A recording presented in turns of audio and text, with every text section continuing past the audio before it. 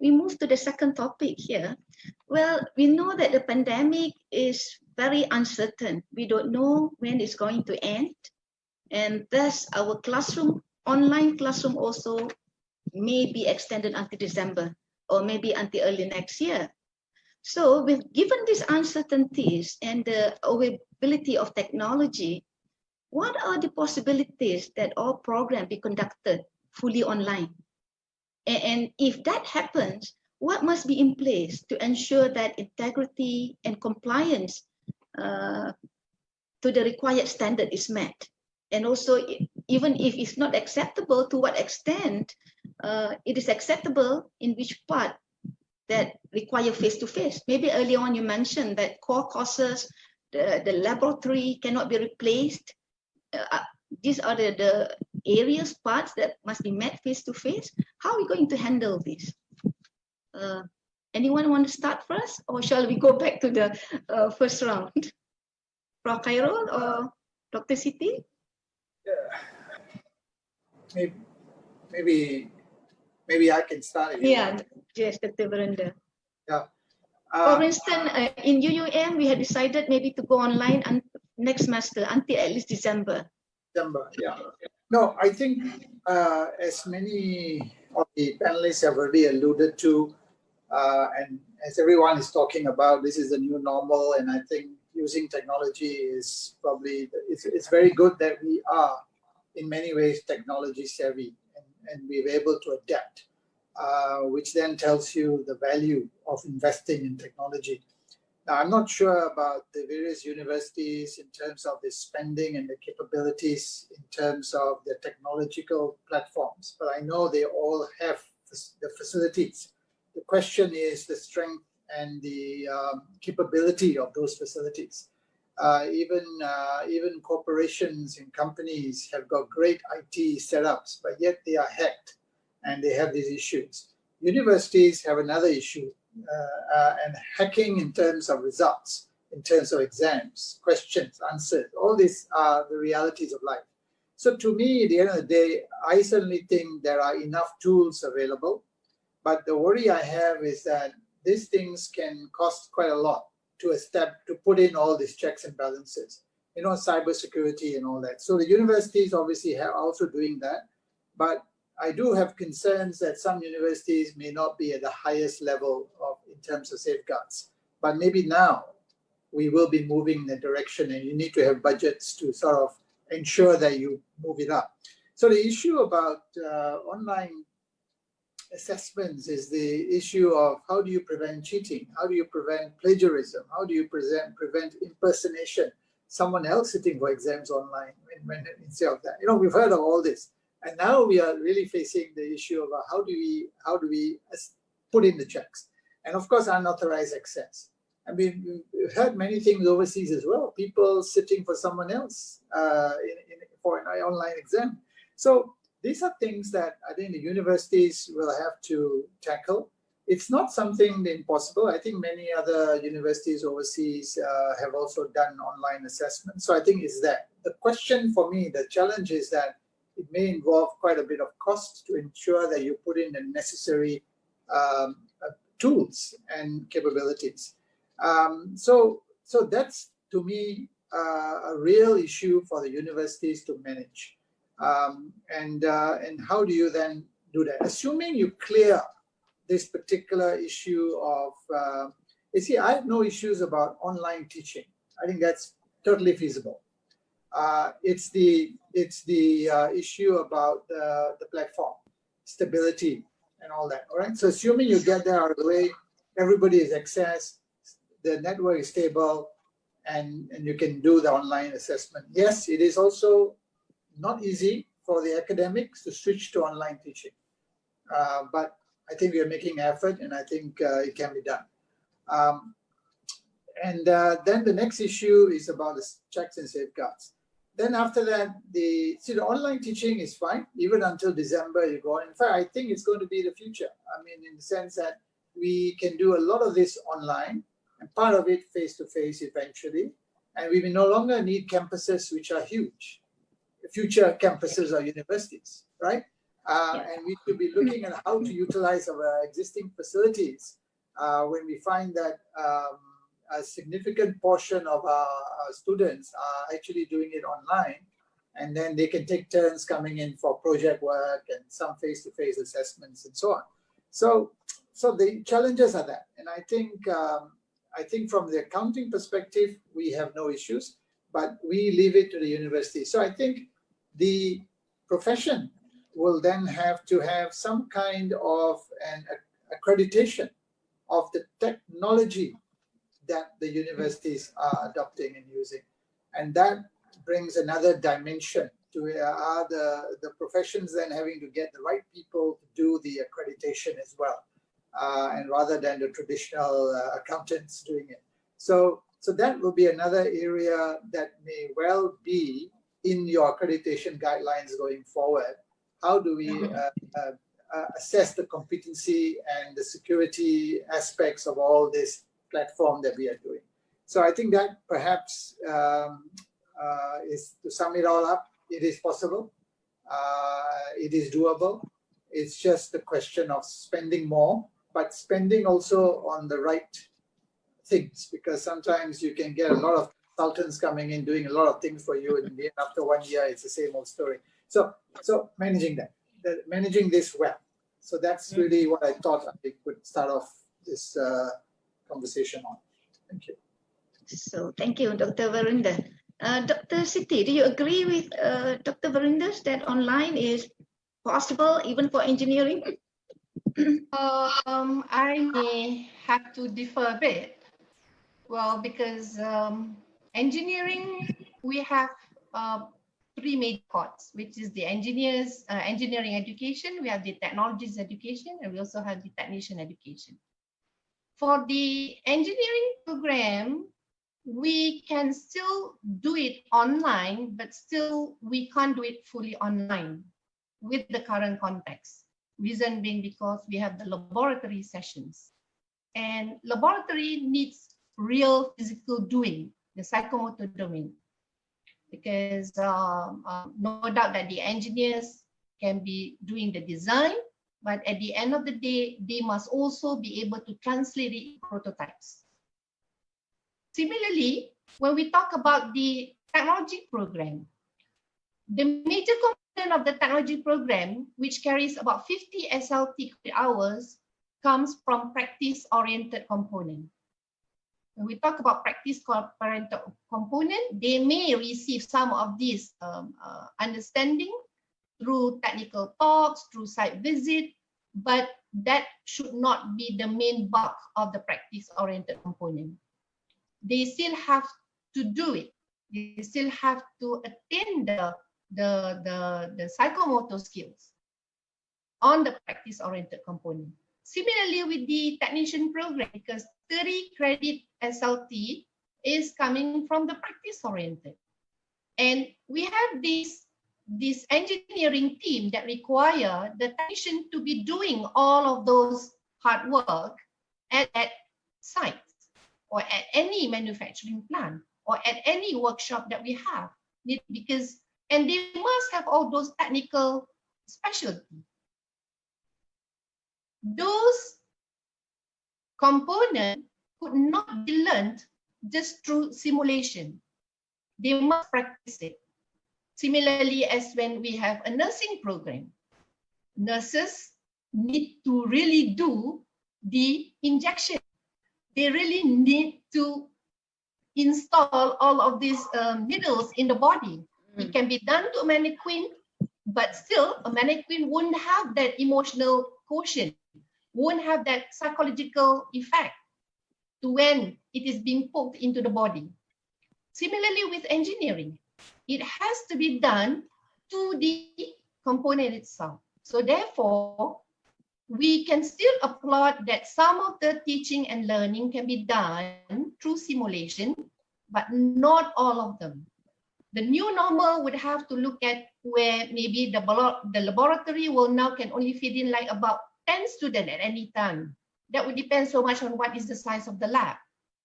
And if there are projects that need to be done, you may require a wider space or a different environment for the students. If work are to be done in a computer room, that could be easy. But if work is to be done as a teamwork effort, to come out with a model of a car, to come out with the model of an engine, that requires teamwork effort. And it cannot be done just alone. And how are these people going to work? So these kind of activities, this kind of new normal SOPs will have to embrace as according to how the manufacturing plants are doing it now. We have no choice, but we have to work hand in hand with the ministry in trying to tackle the issue on how we can address the practice-oriented component in our learning. Classes can always be done online. Simulation can still be done, but there will be certain component of the practice-oriented that still need to be done at a psychomotor domain. I think other than that, in terms of the infrastructure of the university, that would depend so much on, I think as we've seen now, even schools are now being advised to only fit 16 students at most in a class. Social distancing. That is going to be tough for schools. Yeah. That is going to be tough for schools. Right. And if we are going to limit the number of students that can be in one particular laboratory, and if there is only one essential laboratory that can be used, there will be timetabling that need to be done, and maybe classes need to end on Saturdays and even on Sundays, so that we can, embrace the new normal. Yeah. So these issues that we need to handle between now until maybe 2021, and it will definitely affect the year 3 and year 4 students. And we just have to go along with it, because these are the things that we have to be prepared for.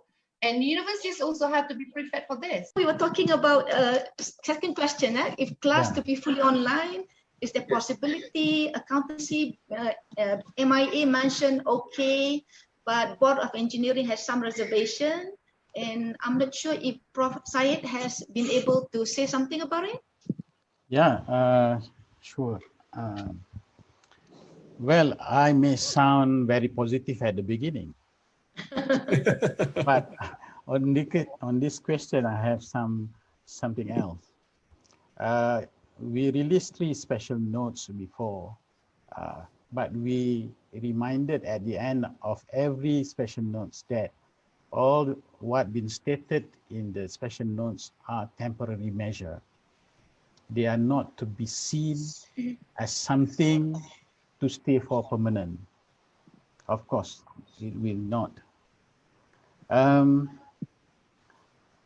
Education for future architects and interior design goes beyond attainment of information and knowledge, which can be easily delivered through online platform. The most concern among us, as I said earlier, about design costs, which many hands-on skills and attributes are taught and learned by the students. And university train them to become thinker, leader, and team player. And if it goes online throughout, right from the start to the end, I don't think students will possess that kind of collaborative skills because the psychomotor simply does not engage in the events. So what we can tell the viewers is this: the longer the total online learning goes on, the more concern of its possible disruption to the quality. So we would prefer we reduce the length of online teaching, especially for design studios. So in view of the second phase of the MCO, which is the recovery period, which all now that will be extended until end of the year, we have a bit of concern on that. We have written to the ministry that we would like to have the first year and the graduating year, the final year, to be back in the studio face-to-face at the campus. So we have taken into consideration aspect of safety and health. We negotiated this among ourselves and we come to a conclusion, the utmost minimum that we willing to compromise. So the first year studios and the final year, there are of course reasons why that is so. So I hope we can get this special arrangement. So I believe if it is accepted, university will make the necessary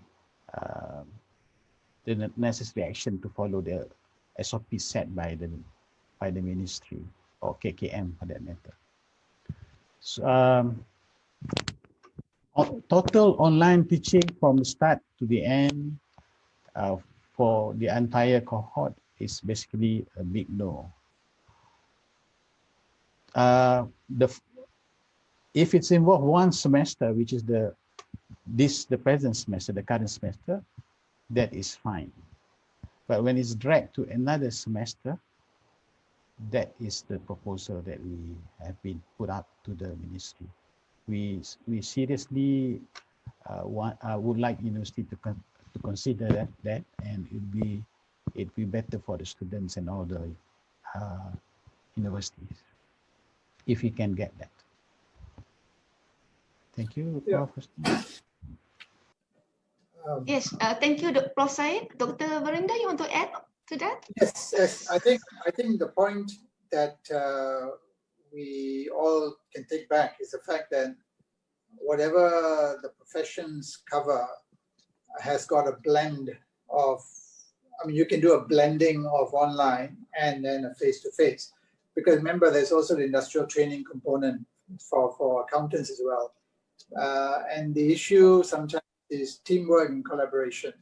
And if you do, I believe in a blended approach is better, provided you follow all the SOPs, social distancing, and so on. The worry I have is the size of classrooms, and in the campuses, you may need to have more rooms being used. How do you then, do the necessary connectivity?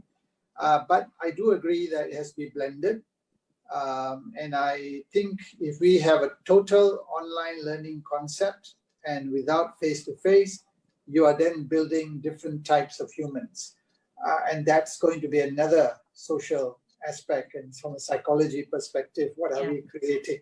So a blend is fine. And that should be the way, because I don't advocate a situation where everybody is just online one and nobody is engaging and so on face-to-face. So face-to-face you can, but so long as you take into account the SOPs. But my worry is because I visited a number of universities part of the accreditation, and obviously in a classroom now, if you say I go to have a meter apart or a bit more, you now need 2 classrooms for that particular number of cohorts that are being taught. So facilities become another issue. So maybe rotational aspects can be done. So I concur the fact that you can't have a total situation of 100% online teaching for the years to come, but a blending makes sense, and then rotational aspects. But I will conclude by saying that this places burden on the lecturers and on the universities to ensure we can do that. So, but that's a challenge we have. Dr. Baranjit, from MIA perspective, do you have any concern about internship during this pandemic, like working from home? Is it acceptable? Yes, yes.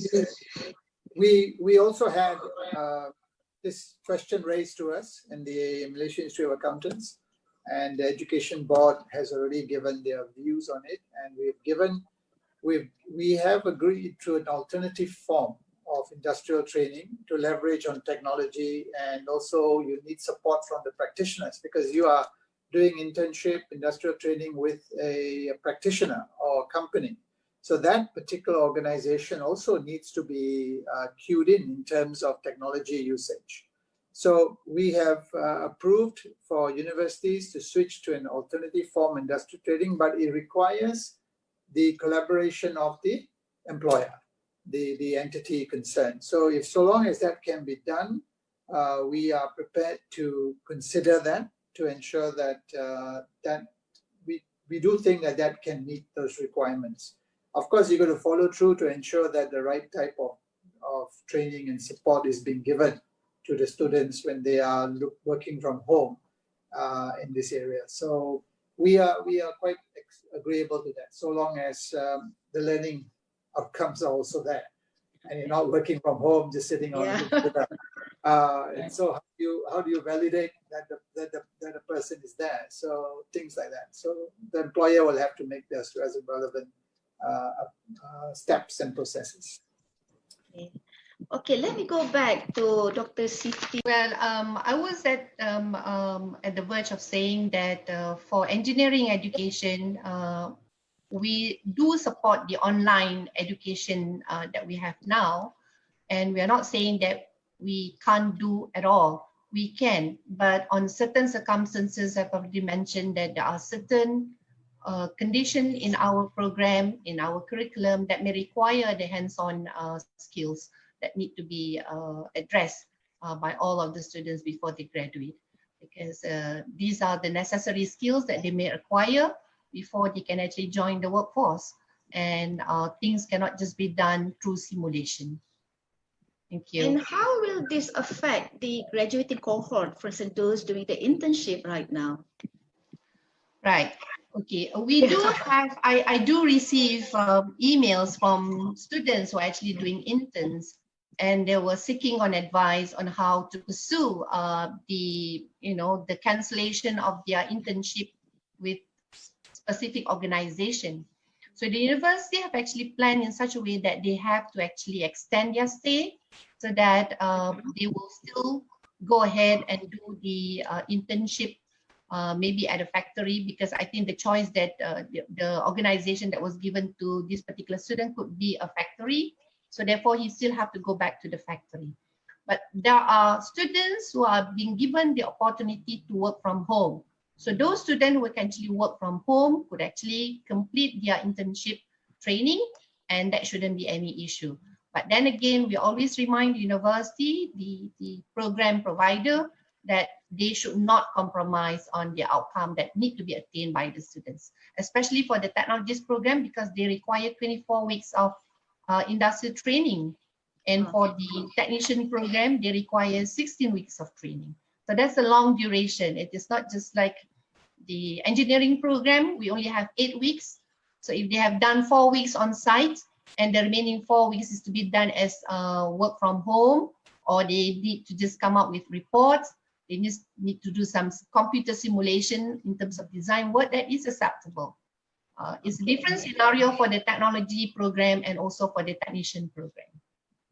Meaning that university can come up with their own so-called compensatory program to compensate for whatever is lacking in the internship. Okay. Yeah. Oh, I do have question of if we are going to place students on internship under research institute.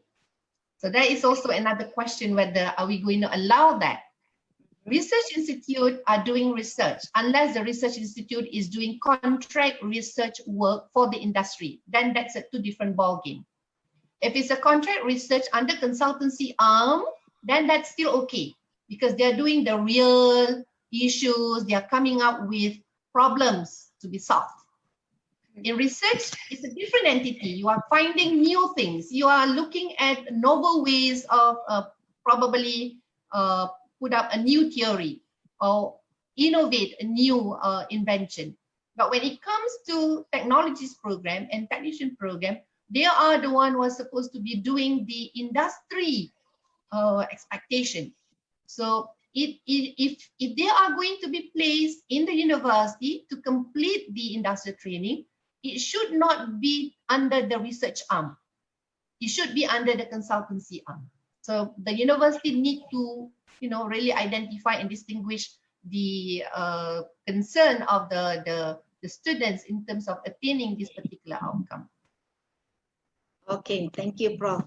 Prof. Khairul, would you like to add some to this point? Thank you, Prof. Rosna.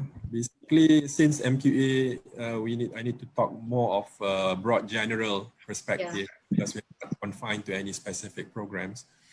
So there are programs which can be done fully online. I believe so because some of our programs, we do have the code of practice for program accreditation for open and distance learning, for example. So we have a mode of open and distance learning.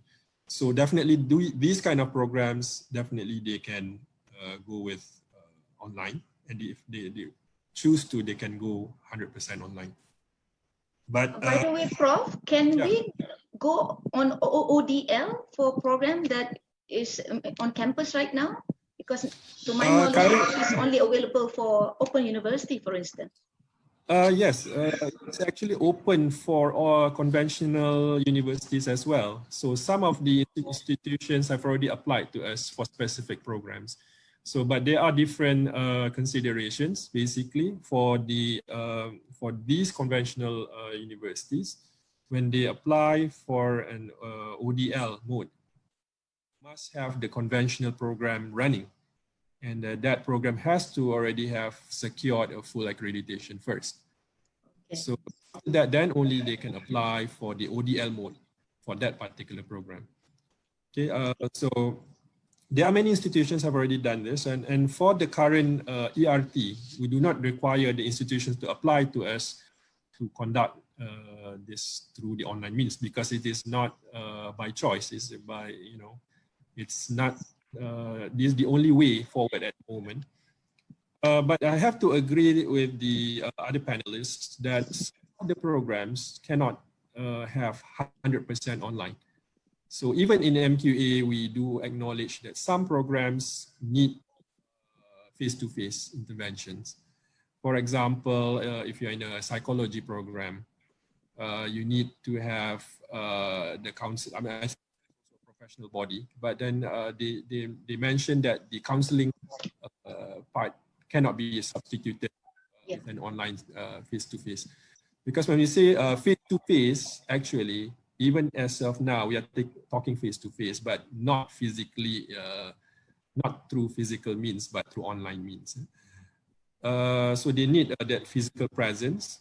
And the difficulty with the institutions and the program owners, basically to gauge, as what correctly mentioned by all the panelists, the psychomotor skills and also affective domain skills. So those are the qualities which are not easily assessed through written examinations, for example. So they need observation, and that is difficult component to be done through online means. And in this sense, I think institutions have to be creative. So again, we give the flexibility and we give the autonomy to the institutions. They have to be creative. There are many, literatures out there, many references that you can refer to from the international practices. So on how they actually substitute some of these components. And of course, I think blended, as mentioned by Dr. Verinder Jit and also Prof. Said, I think very important as well aspect to be considered in ensuring that the students obtain the necessary learning outcomes. And from MQA's perspective, we did conduct a survey to the institutions. At the moment, it's still open. We have not closed the survey yet, but based on the current info that we have obtained, majority of the institutions, or 72.5% of the institutions that have responded, have moved to remote and online learning for all the programs. And when we even look at the broader perspective, majority of the institutions, 95% based on the survey, have already embarked on the remote and online learning, but maybe some of the institutions only focuses on the theoretical components only. So some of the institutions have already embarked into remote and online, even for the simulated version or components of the the syllabus. So it's a very encouraging number. So 95% of the institutions have already go through this online and remote learning as we speak.